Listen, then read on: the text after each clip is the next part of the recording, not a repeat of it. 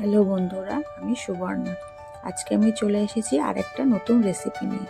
প্রথমে কিছুটা সয়াবিন নিয়ে গরম জল দিয়ে কিছুক্ষণের জন্য ভিজিয়ে রাখবো। যখন সয়াবিনগুলো ভিজে ফুলে উঠবে তখন হাত দিয়ে ভালোভাবে চেপে 2 থেকে 3 বার জল পাল্টে নিয়ে নেব। তারপর একটি কড়াইতে বেশ কিছুটা পরিমাণ সর্ষের তেল নিয়ে নেব। সর্ষের তেল ভালো করে গরম হয়ে এলে তাতে দিয়ে দেব আগে থেকে ছোট করে কেটে রাখা আলু।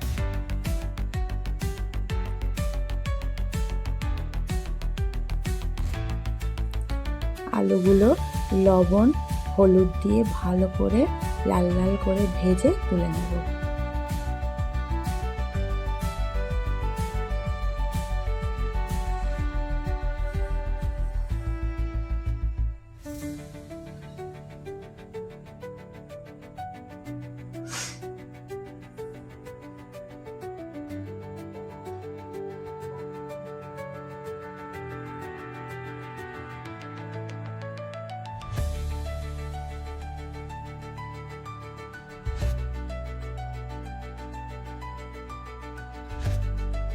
তারপরে ওই তেলের মধ্যে সয়াবিনগুলো দিয়ে ভেজে নেব।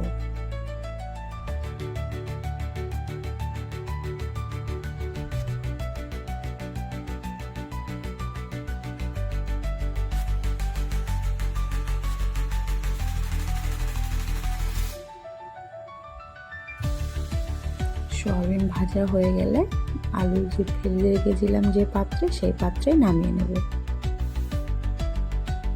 তারপর আবার কড়াইতে অল্প করে সর্ষের তেল গরম করে নেব। ফোড়নে দিয়ে দেব তেজপাতা ও জিরে।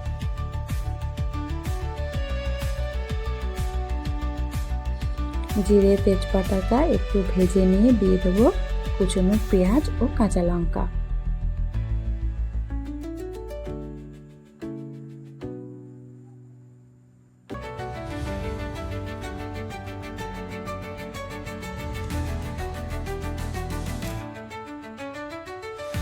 পেঁয়াজ ও কাঁচা লঙ্কা ভালো করে ভেজে নিয়ে যখন পেঁয়াজটা বাদামি হয়ে আসবে দিয়ে দেব 1 চামচ আদা রসুনের পেস্ট।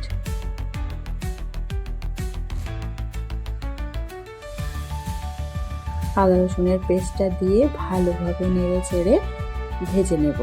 তারপর দিয়ে দেব কিছুটা টমেটো কুচি। টমেটোটা দেওয়ার পর অবশ্যই নুন দিতে ভুলো না, যাতে টমেটোটা ভালো করে সিদ্ধ হয়। নুন দিয়ে টমেটোটা হালকা নেড়ে চেড়ে ঢাকনা চাপা দিয়ে রেখে টমেটোটা সিদ্ধ করে নেব।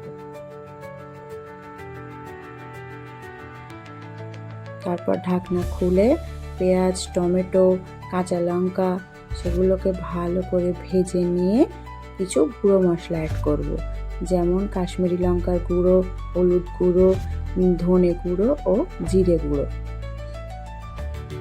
গুঁড়ো মশলা অ্যাড করার পরে একসঙ্গে ভালোভাবে ভেজে নিয়ে আগে থেকে ভেজে রাখা আলু আর সয়াবিনগুলো অ্যাড করব।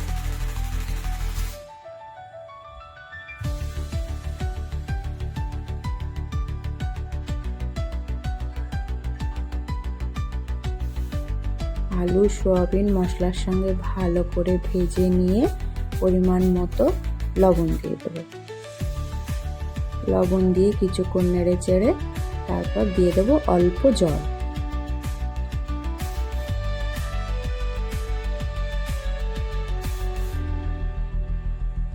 জলটা দিয়ে ভালো করে কষিয়ে যখন জলটা শুকিয়ে আসবে তারপরে আমরা পরিমাণ মতো জল আবার দিয়ে দেব।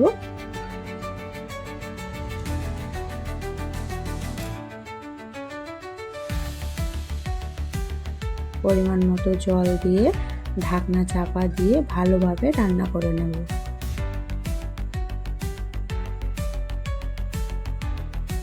ঢাকনা খুলে আলু গলে গেলে আমাদের সয়াবিন আলু কষা একদম রেডি।